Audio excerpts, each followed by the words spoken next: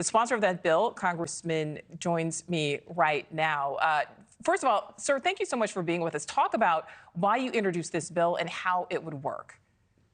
Well, Nichole, thank you for the opportunity to share my thoughts with you. The Safe Bet Act is about making certain that gambling as a known addictive product is made a safer product by establishing standards and protections for consumers. So I think that ever since 2018, when the highest court in the land, the Supreme Court, gave the states the opportunity to go forward with mobile sports gambling, it's created a Wild West environment. No restrictions, no guardrails. I believe that we need to take this measure, which has three basic principles: affordability, artificial intelligence, and making certain also that we address the whole concept of advertising. So those three components, the advertising, affordability, and artificial intelligence, are addressed by standards and protections to make certain that this known addictive product does not continue to prey upon vulnerable groups where they have used AI to make certain they reach high schoolers, college students, young adults, and sadly, people on lists of recovery. Right. And Congressman Tonko, I mean, it's certainly important to try to do something, but do you in some way feel like maybe the floodgates have already been opened for, these problems to develop or get worse? Well, it tells us that there wasn't much thought put behind this process of approving, allowing for that green light to go forward with the states. But the sooner we take action, the better. I think it's important to have these standards and protections etched into law. Sports books come and go.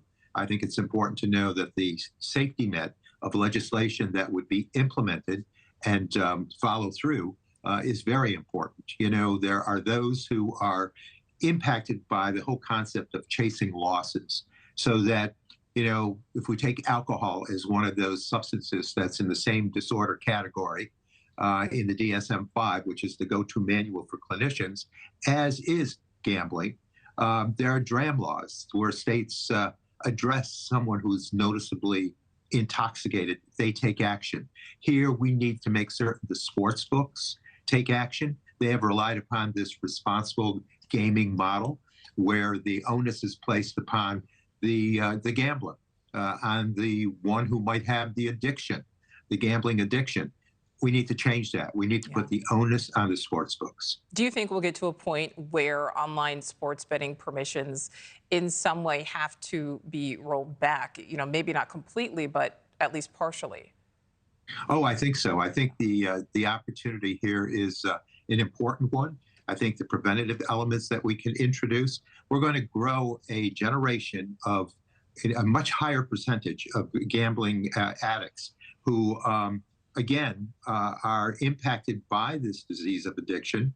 And the suicide rate with this order of addiction is the highest of all the categories, at 1 in 5 attempting suicide. So I think, loss of job, loss of home, loss of marriage, loss of life, all of the pain and suffering and the consequences are something that we should have thought about before we gave this green light. But I think sooner rather than later, we need to address this by putting the standards out there and the protections. And I have to ask, we know that the largest online operators are now coming together. They're forming this responsible online gaming association. But is that kind of like letting the wolf guard the hen house? I mean, does that approach make sense in your opinion? Well, as I said earlier, I think it's important to have it statutorily etched. There's a lot more certainty and benefit that comes with that. But also, where were they just weeks ago when they were making arrangements with college campuses? So the same industry now that is looking at self-regulation was actually reaching out to campuses, making deals where the college campuses got a cut of the action. I've been working with my colleagues to address college loan debt.